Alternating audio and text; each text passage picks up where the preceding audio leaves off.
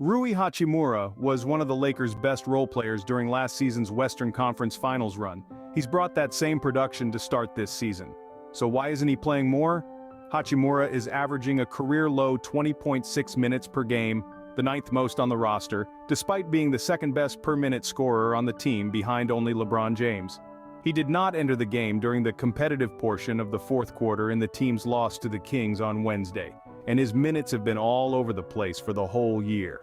With a 6-6 record, the Lakers haven't been playing up to their potential this season. They need to make changes to an offense that is ranked 20th in the league. Here's why they should be looking to Hachimura to provide some of that lift. Rui Hachimura can help lessen the load on LeBron James. James has had to play way too many minutes this season to keep the Lakers afloat. His 33.9 minutes per game is second on the team behind Anthony Davis.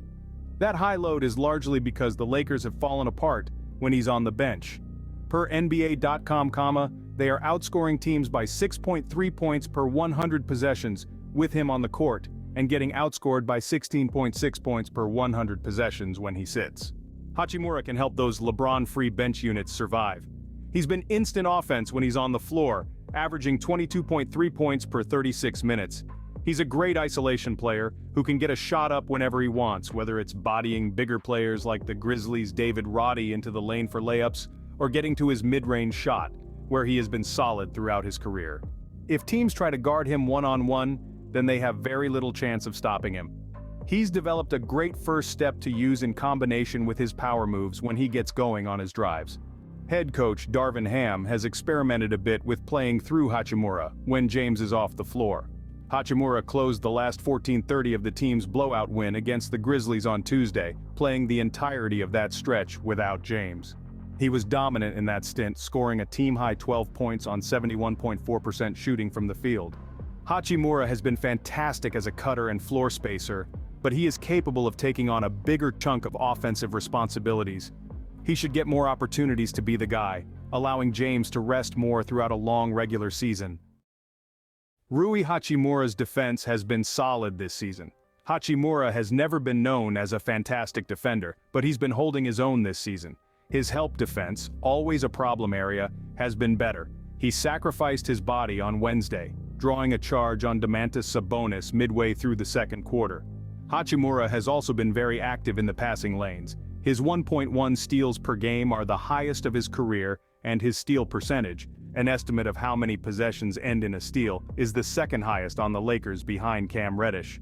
Hachimura's one-on-one defense has been good too.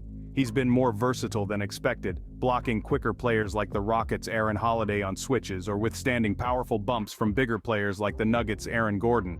Make no mistake, Hachimura is going to be on the floor mostly for his offense, but his defense, once considered a liability, hasn't been an issue. Rui Hachimura gives the Lakers much-needed shooting. Hachimura was on fire in the playoffs, hitting 48.7% of his 3s.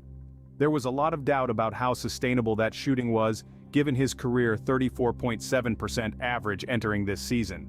Hachimura has been proving that his shooting improvement may indeed be for real, hitting 50.0% of his 3s through his first 8 games.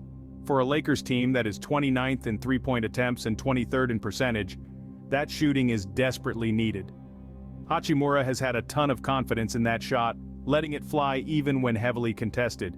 He's shown that he can provide value when he doesn't have the ball in his hands by punishing aggressive help defense.